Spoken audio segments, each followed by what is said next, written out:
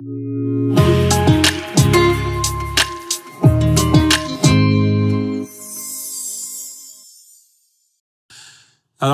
remettons cet avant-midi dans les mains du Seigneur, si vous voulez bien.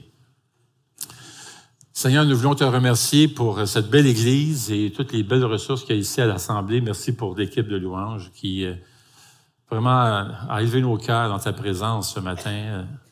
Nous te remercions, Seigneur, pour ce beau temps de louanges.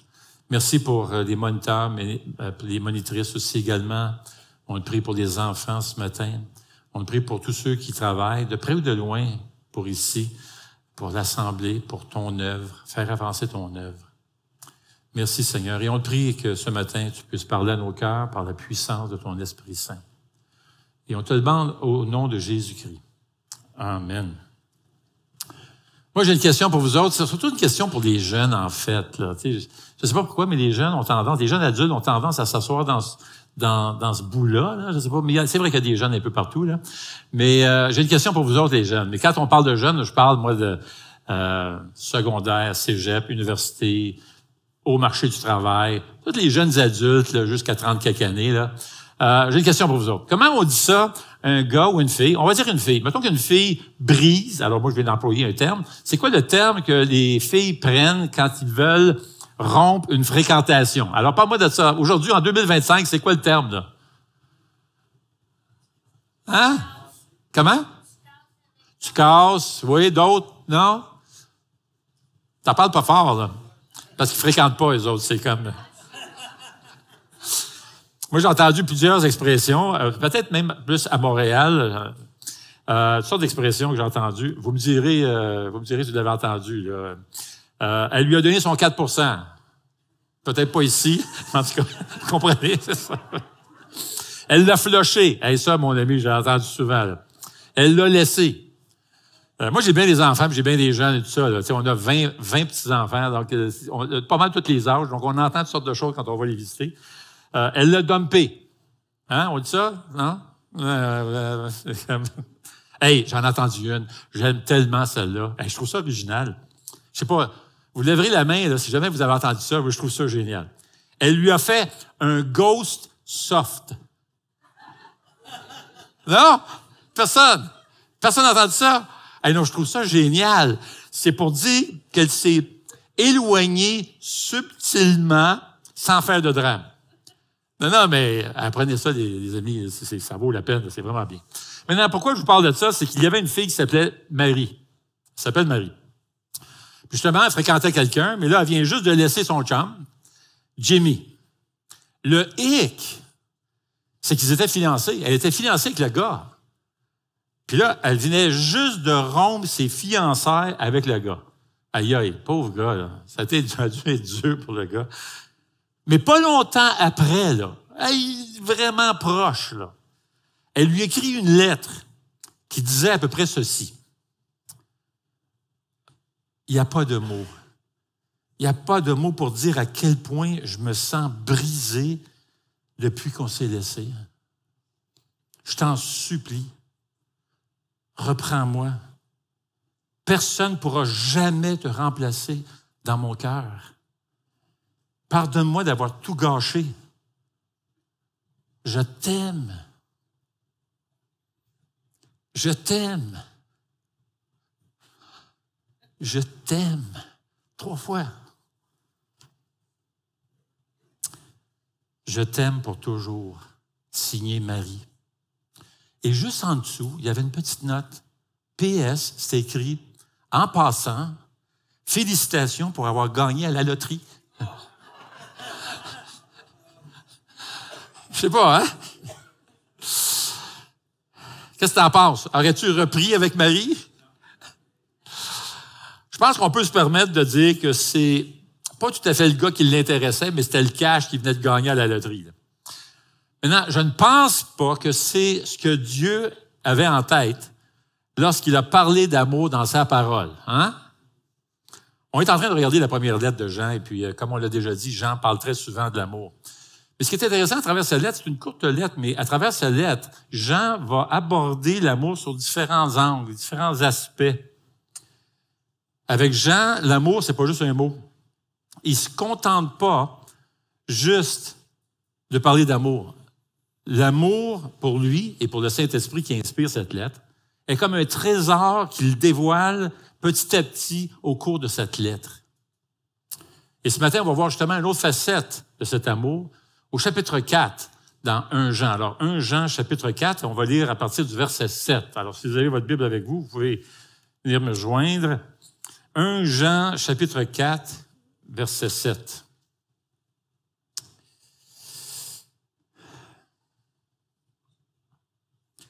Bien-aimés, aimons-nous les uns les autres, car l'amour vient de Dieu.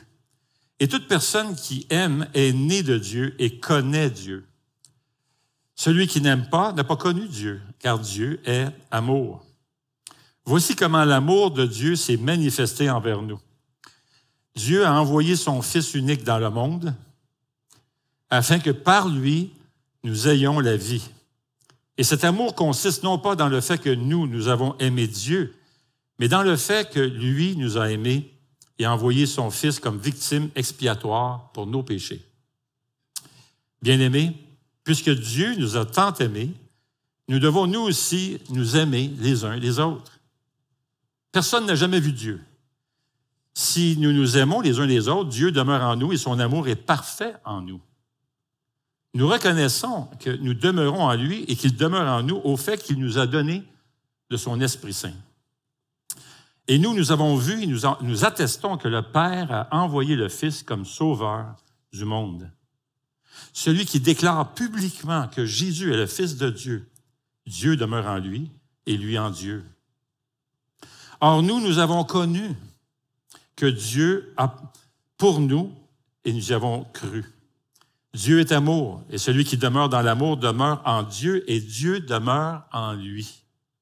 C'est en cela que l'amour est parfait en nous, de sorte que nous aurons de l'assurance le jour du jugement, parce que nous sommes dans ce monde tel que lui, il est. Il n'y a pas de peur dans l'amour. Au contraire, l'amour parfait chasse la peur, car la peur implique une punition. Celui qui éprouve la peur n'est pas parfait dans l'amour. Quant à nous, nous l'aimons parce qu'il nous a aimés le premier. Si quelqu'un dit « j'aime Dieu » alors qu'il déteste son frère, c'est un menteur. En effet, si quelqu'un n'aime pas son frère qu'il voit, comment peut-il aimer Dieu qu'il ne voit pas? Alors voici le commandement que nous avons reçu de lui. Celui qui aime Dieu doit aussi aimer son frère. Maintenant, si on revient au début du passage, au verset 7, ça, c'est le message de Jean à travers tout ça. Il dit, « Bien-aimés, aimons-nous les uns les autres. » C'est un appel, c'est un commandement. Et d'ailleurs, il va le répéter au verset 21. Il dit, « Voici le commandement que nous avons reçu de lui. Celui qui aime Dieu doit aussi aimer son frère. » Alors, Jean nous fait cet appel, ce commandement de Dieu. Il dit, « Aimons-nous les uns les autres. » Et là, ce qu'il va faire, c'est qu'il va nous donner de bonnes raisons pour le faire. Et il commence en nous disant, « Aime comme tu crois. » Au verset 7, il dit, « Bien-aimés, aimons-nous les uns les autres, car l'amour vient de Dieu, et toute personne qui aime est née de Dieu et connaît Dieu. Celui qui n'aime pas n'a pas connu Dieu, car Dieu est amour. Alors, aime comme tu crois. » En d'autres mots, aimer, c'est prouver qu'on connaît Dieu. L'amour authentique, c'est pas une option, c'est une signature des vrais enfants de Dieu.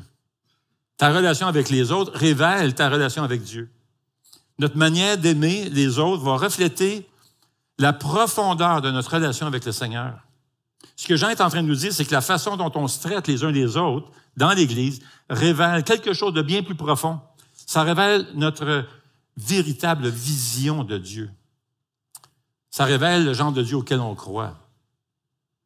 En d'autres mots, ce qu'on croit, c'est-à-dire notre théologie, nos convictions à l'égard de Dieu, ça ne reste pas dans notre tête. Ça va avoir un impact dans nos relations. Croire à l'Évangile, ça va paraître dans notre douceur, par exemple, notre patience les uns envers les autres et notre amour les uns envers les autres. Le verset 7 nous dit « Aimons-nous les uns les autres. » Vous voyez cette expression-là, les uns les autres, ça revient très souvent dans le Nouveau Testament, d'ailleurs une centaine de fois, on les compte. Puis une cinquantaine de fois concerne spécifiquement les relations entre chrétiens. Vous avez remarqué, ça a commencé bien-aimé. Ça parle à des chrétiens ici. Jean s'adresse d'abord à une petite église dans un village ici qui se trouvait là. Mais ça s'adresse à nous, évidemment. Ça montre l'importance de la vie de l'Église, de notre communauté, de l'amour fraternel dans l'Église.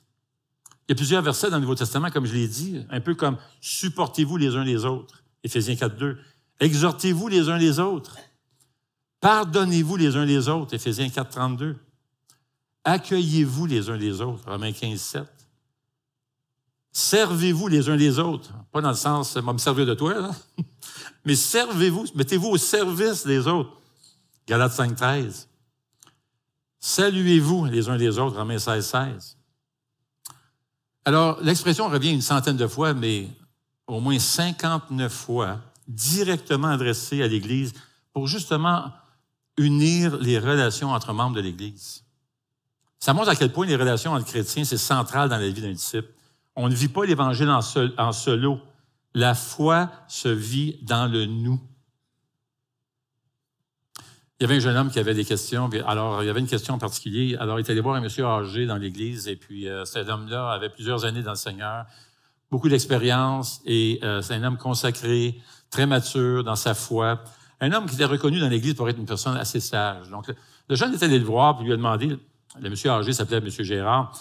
Alors là, il est allé voir ce monsieur-là, puis il a dit, « Monsieur Gérard, pourquoi dans le Nouveau Testament on retrouve si souvent le commandement les uns les autres? » Ah, répond le monsieur, il dit, « C'est bien simple. C'est parce que Dieu savait qu'on allait être pris ensemble pour pas mal longtemps. » Le jeune s'est mis à rire, mais l'homme a continué en disant ceci. Il dit, tu sais, le plus gros miracle de l'Église, c'est pas juste la résurrection. C'est qu'il y a des gens tellement différents qui s'endurent dimanche après dimanche sans se lancer de chaise. Et il continue en disant, le Seigneur a dit, aimez-vous les uns les autres. Il n'a pas dit, trouvez-vous gentils les uns les autres. Il y a différentes personnalités dans l'Église. Et ça, ce que ça veut dire, dit le monsieur, ça prend de la pratique. Et souvent. Maintenant, le Seigneur savait qu'on avait besoin de ce commandement-là, aimons-nous les uns les autres, parce qu'honnêtement, c'est pas naturel d'aimer tout le monde. Vraiment pas, là.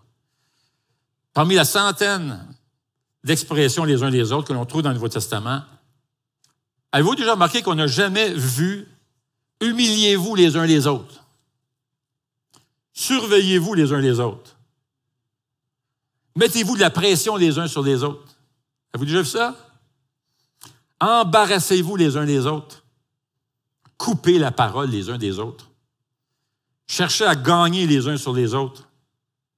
Sacrifiez les uns contre les autres. Faites-vous honte les uns des autres. Gérez la vie des autres. Confessez les péchés des autres. Augmentez la souffrance des autres. Pointer les défauts les uns des autres. On voit pas ça. Et la raison qu'on voit pas ces expressions-là dans le Nouveau Testament, c'est justement parce que la façon dont on se traite les uns les autres révèle vraiment notre vision de Dieu. Ça révèle le genre de Dieu auquel on va croire.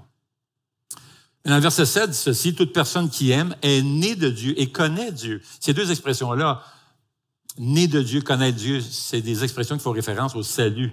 En d'autres mots, ils ont une relation intime avec Dieu. Verset 8 dit, « Celui qui n'aime pas n'a pas connu Dieu, car Dieu est amour. » Il le répète encore au verset 16, « Dieu est amour. » Voici la logique ici, là. Si Dieu est amour et que tu es rempli de Dieu, tu vas aimer, n'est-ce pas? Tu dis avoir Dieu dans ta vie, être né de Dieu, tu dis connaître Dieu, alors tu vas aimer. Ce qu'il laisse entendre, c'est que tu ne peux pas prétendre connaître Dieu et être dans la vérité si tu vis dans la haine, tu es irritable tout le temps, tu es incapable de pardonner, tu es rancunier, puis tu insultes les autres à tout bout de champ. Il y a quelque chose qui ne marche pas là-dedans, là. Car Dieu est amour. Maintenant, ce n'est pas le seul attribut, mais c'est certainement un attribut de Dieu. Dieu a plusieurs attributs. On ne connaît pas le nombre exact dans les Écritures. Il y en a qui arrivent avec des chiffres comme 40, puis tout ça, là, mais il y a toutes sortes d'attributs. Comme par exemple, Dieu est éternel. C'est-à-dire qu'il n'y a pas de commencement ni fin. Psaume 92. Dieu est immuable, il ne change pas, il ne change jamais. Il est omniscient, c'est qu'il connaît tout. Il est omnipotent, il peut tout. Il est omniprésent, il est partout en même temps. Jérémie 23, 24, Psaume 139. Il est souverain. Il contrôle toutes choses. Il est juste, il est saint, il est miséricordieux, fidèle, patient, vérité. Il est bon, il est sage et il est amour. Si jamais tu n'as pas lu le livre du J.I. Packer, Connaître Dieu, c'est un must. C'est magnifique. Il fait une étude suivie de tous les attributs de Dieu dans son livre. C'est tellement édifiant et c'est en français, c'est vraiment bien. Maintenant, Dieu possède toute une série de perfections puis d'attributs, là. Mais Jean parle ici de l'une de ces perfections-là, qui est l'amour. Et dans le contexte, Jean est en train de nous dire que nous aimer les uns les autres, c'est vraiment le signe révélateur que nous sommes en communion avec Dieu. C'est son point ici. Si j'ai de la difficulté à aimer un membre de la famille de Dieu, c'est parce qu'au départ, il y a aussi un problème dans ma relation avec Dieu. Ça commence là. Quand l'amour de Dieu brûle de l'intérieur, tu es rempli de Dieu. Tu ne peux pas rester caché. Parce que Dieu est amour, bien cet amour-là qui s'imprègne en toi finit toujours par atteindre ceux qui t'entourent. Toujours. Ça va te conduire vers les autres. Je me rappelle, lorsque j'étais jeune, je suis allé dans l'adolescence, j'ai fait partie des scouts. Puis à un moment donné, ils nous ont emmenés au camp Edfi, dans les Laurentides, et puis là, ils nous ont montré comment ça marchait, une boussole. Moi, je n'avais jamais vu ça, là, mais il y a des boussoles. Et puis, OK, là, ils nous expliquaient comment ça marche, tout ça. Le petit, là, OK, oui, c'est de même que ça marche, c'est beau. Là, ils nous ont envoyés à quelque part dans la forêt, perdus. Puis là, il fallait se retrouver et se rendre sur un point cible qui était un feu. Il y avait un feu, c'était la nuit, imagine, c'était la nuit, là, il faisait noir. Fait que là, il fallait se retrouver juste par la boussole, tu sais. Et puis, alors, vous imaginez, c'est la première fois qu'on travaillait avec les jeunes, travaillaient avec les boussoles. Donc, vous pouvez vous imaginer que, heureusement qu'il y avait un feu, on voyait quelque chose d'éclairé, parce que sans ça, on se serait retrouvé une couple de kilomètres plus loin. On était pas mal tous éparpillés. Je vous dis, il n'y en avait pas beaucoup qui ont trouvé vraiment directement, qui sont tombés sur le foyer, sur le feu. Mais en fait, ce qu'on a réalisé, lorsqu'il nous enseignait ça, c'est là qu'on a compris qu'une boussole indique vraiment la direction grâce à l'attraction magnétique de la Terre. Elle pointe automatiquement vers le nord comme un point de référence. Maintenant, lorsque l'attraction magnétique de l'amour de Dieu attire ton attention, elle va toujours te diriger, toujours vers un autre frère ou une autre sœur dans la famille de Dieu qui a besoin d'être aimé. Et si on écoute attentivement la voix du Saint-Esprit, tu vas pouvoir l'entendre de temps en temps te dire, je veux que tu répondes à ce besoin-là. Je veux que tu réconfortes cette personne. Ou encore, tu as entendu qu'une telle personne est malade, j'aimerais ça que tu l'appelles, que tu l'encourages. Si nous avons fait l'expérience de l'amour de Dieu, son radar va nous montrer comment toucher quelqu'un d'autre comme nous, on a été touchés nous-mêmes. Marcher près du cœur de Dieu va forcément nous faire marcher vers le cœur des autres. Romains 5,5 dit « L'amour de Dieu est déversé dans notre cœur par le Saint-Esprit qui nous a été donné. » L'amour de Dieu que le Saint-Esprit déverse en nous cherche toujours quelqu'un à aimer autour de nous. Plus on s'approche de Dieu, plus notre cœur s'ouvre aux autres. C'est pour ça que Dieu nous dit « Aime comme tu crois ». Jean ajoute « Regarde la croix ». Au verset 9, il va dire « Voici comment l'amour de Dieu s'est manifesté envers nous. Dieu a envoyé son Fils unique dans le monde afin que par lui nous ayons la vie.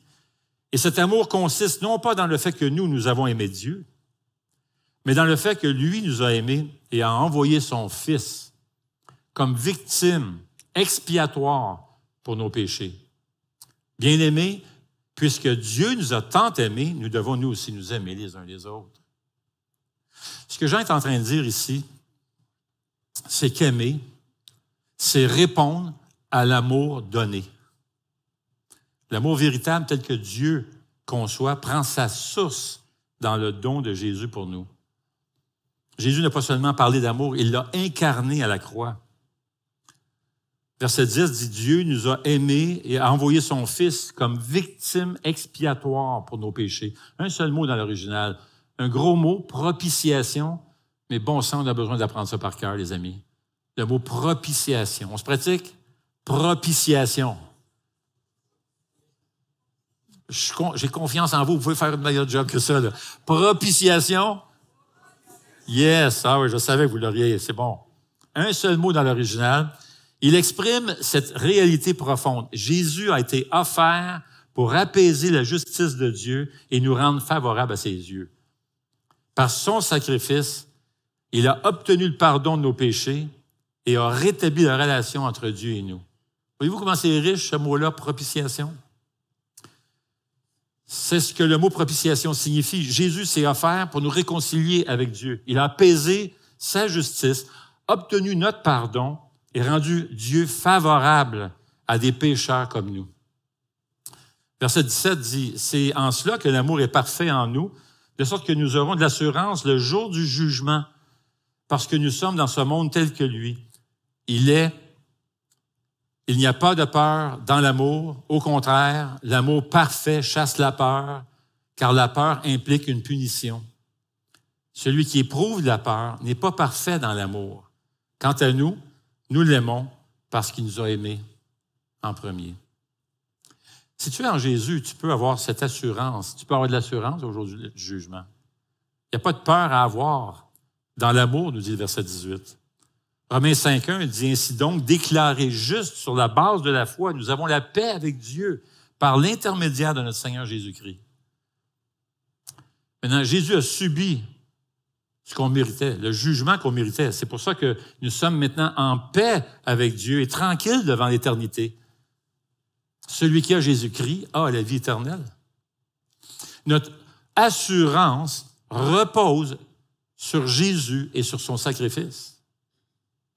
Le verset 14 dit ceci, « Et nous avons vu et nous attestons une déclaration de foi, une profession de foi. On atteste que le Père a envoyé le Fils comme sauveur du monde. Celui qui déclare publiquement que Jésus est le Fils de Dieu, Dieu demeure en lui et lui en Dieu. » Jean réitère ici que Jésus est le Fils de Dieu. Il l'a dit à maintes reprises depuis le début de sa lettre pour corriger justement cette erreur qui circulait. On en a parlé plusieurs fois, mais il faut revenir à ce contexte-là. C'est tellement important à cause des versets qui suivent. Il y avait tout ce contexte-là, ce mouvement-là qui est devenu très populaire, surtout au 2e siècle, le gnosticisme, qui disait quoi? Ces gens-là méprisaient les chrétiens, ils se trouvaient supérieurs. Il n'y avait pas d'amour vraiment pour les chrétiens. C'est des gens qui ne croyaient pas que Jésus était venu, s'était fait chair, qui avait quitté le ciel pour venir, s'est fait un homme, parce que pour eux autres, le corps, c'était de la chair, c'était mauvais, c'était pas bon. Donc, eux autres, ils croyaient juste à l'esprit. Donc, tu pouvais faire ce que tu voulais avec ta vie. Tu pouvais, pour eux autres, il n'y a pas de péché. Donc, le premier problème, c'est qu'ils ne reconnaissaient pas que Jésus s'était incarné. Ils ne croyaient pas à l'incarnation de Jésus. Ils ne croyaient pas, deuxièmement, au péché. Tu pouvais faire ce que tu voulais. Et troisièmement, ils ne croyaient pas à l'amour. Ils n'aimaient pas eux autres. Ils se sentaient supérieurs, méprisaient les chrétiens. Ils disaient qu'eux autres, c'était les initiés, les gens supérieurs. Ils regardaient de haut les chrétiens. Alors, c'est pour ça que Jean parle tant d'amour. Il dit, tu ne peux pas prétendre connaître Dieu, pas aimer. Ça ne se fait pas. Alors, eux se basaient sur leur connaissance, leur assurance de ces faux enseignants-là, basaient leur assurance et d'être dans la vérité par la connaissance mystique, les initiés. Maintenant, aujourd'hui, les gens peuvent se baser sur toutes sortes de choses pour avoir une assurance qu'ils iront peut-être au ciel, comme les bonnes œuvres. On va faire des bonnes œuvres, et peut-être je vais aller au ciel. Mais ce n'est pas ce que les Écritures disent. Les Juifs, de leur côté, avaient une autre perspective. Ils basaient leur assurance sur leur descendance. Le fait que je descends d'Abraham, Abraham c'est le premier Juif, le fait qu'on est Juif, on vient de la famille juive, on est correct, on a de l'assurance, on va être correct au ciel. Le ciel nous attend. Alors, c'était leur conviction. C'est pour ça qu'il y a tout un entretien avec Jésus dans Jean 8, entre Jésus et les pharisiens. Les pharisiens veulent faire mourir Jésus. Et Jésus va dire ceci, je dis ce que j'ai vu chez mon Père. Ça, c'est Jésus qui dit ça. Et vous faites ce que vous avez entendu de la part de votre Père. Maintenant, ce que Jésus entend par le Père, ici, c'est le diable. Il va dire, non, votre Père, c'est le diable. Maintenant, les autres, tout de suite, ils réagissent. Jean, au verset 39, 8-39, il va dire, les pharisiens répondent, « Notre Père, c'est Abraham. » On est correct, c'est Abraham. Et ce qu'ils sont en train de dire, c'est que nous sommes sauvés, on a la vie éternelle, le ciel nous attend parce que notre Père, c'est Abraham. Pour vous montrer à quel point ils basaient leur assurance de la vie éternelle sur le fait qu'il était de la descendance d'Abraham, on peut lire dans la littérature juive. Maintenant, je ne parle pas de la Bible, c'est la parole de Dieu, je parle de toute cette littérature qui a été écrite chez les Juifs lors des premiers siècles, comme le Talmud, le Midrash. On peut voir l'un de leurs écrits qui s'appelle Genèse Rabbah. Il y a un rabbin, le rabbin Lévi, qui va dire ceci, il va déclarer, « Dans le monde à venir, Abraham est assis à la porte de la géhenne, ne permettant à personne d'entrer s'il porte le sceau de l'alliance. » En d'autres mots, Abraham, là, c'est notre père. Abraham nous attend là, aux portes de l'enfer, là, puis il n'y a aucun danger qu'on entre là parce que le fait que c'est notre père. On va être sauvés, aucun problème. Et ça, c'était leur perspective, leur conviction. Alors, vous pouvez imaginer, hein, pour eux, Abraham avait un rôle protecteur puis intercesseur pour les Juifs. Mais Jésus va leur dire, vous êtes dans le champ, les amis. Votre père, c'est le diable, et mon père, c'est Dieu. Mais notre assurance, chers amis, se base sur Jésus. Le verset 15 est très clair. Il dit, celui qui déclare publiquement que Jésus est le Fils de Dieu, Dieu demeure en lui et lui en Dieu. Maintenant, quand on tombe dans le péché, puis ça va arriver, on n'est pas parfait. Quand on tombe dans le péché, le diable s'amuse, il en profite pour essayer de nous détruire, nous abaisser, nous humilier, nous écraser, puis nous remplir de culpabilité, là. Mais lorsqu'on pêche, le Saint-Esprit, lui, fait le contraire. Satan et le Saint-Esprit, le Saint-Esprit, vont tous les deux pointer notre péché. Parce que le péché, c'est sérieux, on ne veut pas prendre ça à la légère.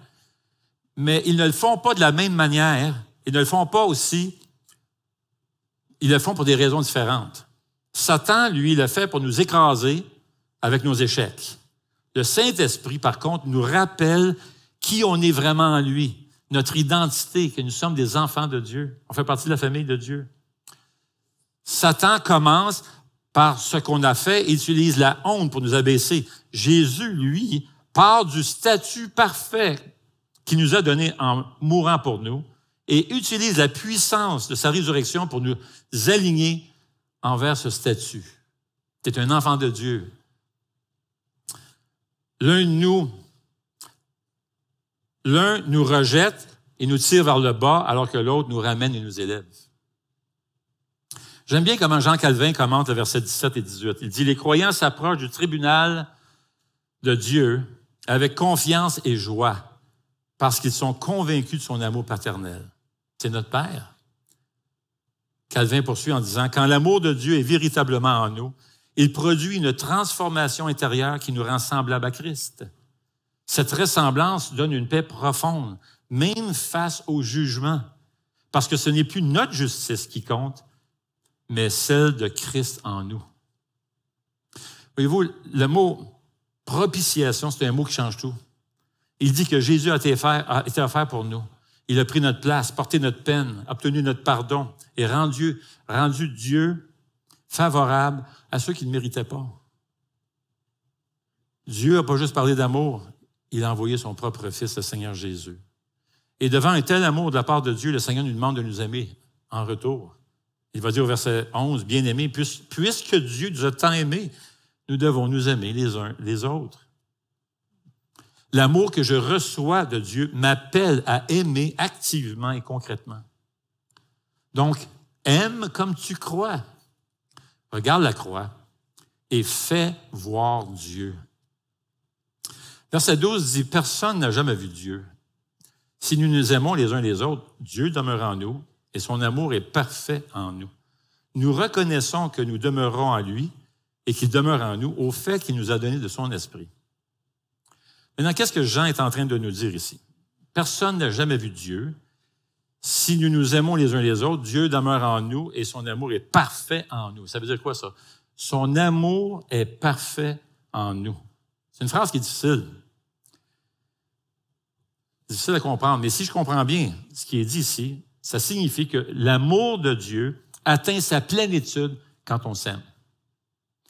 En d'autres mots, Dieu ne nous a pas comblé de son amour simplement pour nous impressionner, et ça s'arrête là. Il nous a comblé de son amour afin qu'on soit transformés et afin d'aimer en retour. C'est à ce moment-là que son amour est accompli dans sa fonction, son but, son don, précisément quand on aime. Maintenant, s'il déversait son amour sur nous, puis on disait « Hey, c'est cool, merci, c'est vraiment cool », puis ça s'arrêtait là, bien, si on quitte sans aimer personne, alors son amour ne serait pas accompli en nous. Son amour ne remplirait pas la fonction et le but pour lesquels il a été donné.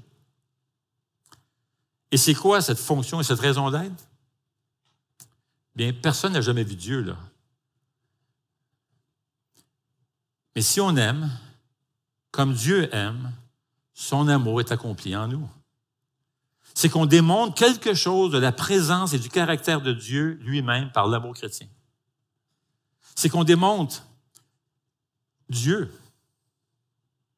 On ne peut pas montrer Dieu, on ne peut pas montrer une image de Dieu, mais ce qu'on peut montrer, c'est notre vie transformée par la grâce de Dieu. Maintenant, c'est vrai, on n'est pas parfait, là.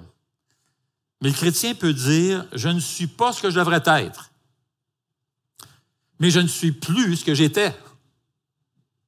Et grâce à Dieu, je ne suis pas encore ce que je serai. Tu dirais ça à ton mari ou à ton épouse quand tu vas avoir des chicanes. Je ne suis pas encore ce que je serai, chérie. Sois patiente. Sois patient, ça s'en vient. Je vais inviter les musiciens à s'approcher. On peut humblement dire aux gens, on n'est pas parfait ici à l'Église de Sentier. Mais il y a beaucoup d'amour ici. Et ce que vous allez voir, c'est des gens qui aiment Jésus et qui veulent grandir en lui. Ça, tu vas voir ça. C'est Jésus qui a dit, à ceci tous connaîtront que vous êtes mes disciples si vous vous aimez les uns les autres, n'est-ce pas? Quand on aime comme Jésus, Dieu se manifeste au monde. Aimer, c'est rendre Dieu visible. L'amour de Dieu est parfait en nous, c'est-à-dire que son but s'accomplit à mesure qu'on aime de plus en plus. Et nous regardons en arrière et nous disons, oui, je sais que je n'aime pas comme je le devrais, mais j'aime plus qu'avant. Je veux aimer davantage. Il y a quelque chose en moi qui m'attire vers l'amour comme jamais auparavant. Voyez-vous, l'amour de Dieu est parfait en nous, signifie que notre amour rend l'invisible visible. Alors, bien-aimés, aimons-nous les uns les autres. Aimons comme on croit. Regardons, en regardant la croix, car c'est là qu'on va faire voir Dieu autour de nous. Prions. Eh bien, Seigneur notre Dieu, oui, effectivement, tu nous as tellement aimés. Tu l'as prouvé à la croix. Tu nous as tant aimés que tu as envoyé ton Fils unique souffrir le martyre, la persécution, le mépris, le rejet, l'humiliation, et tout ça pour nous, Seigneur, pour des gens, honnêtement, qui ne le méritaient pas. Merci pour la propitiation, pour cette victime expiatoire qui est Jésus, pour le salut en Jésus. Et cette assurance, cette paix que nous avons, cette tranquillité que nous avons dans nos cœurs, qu'un jour nous serons face à face avec toi, notre cher Papa, notre Père céleste. Nous te louons, Seigneur, au nom de Jésus. Amen.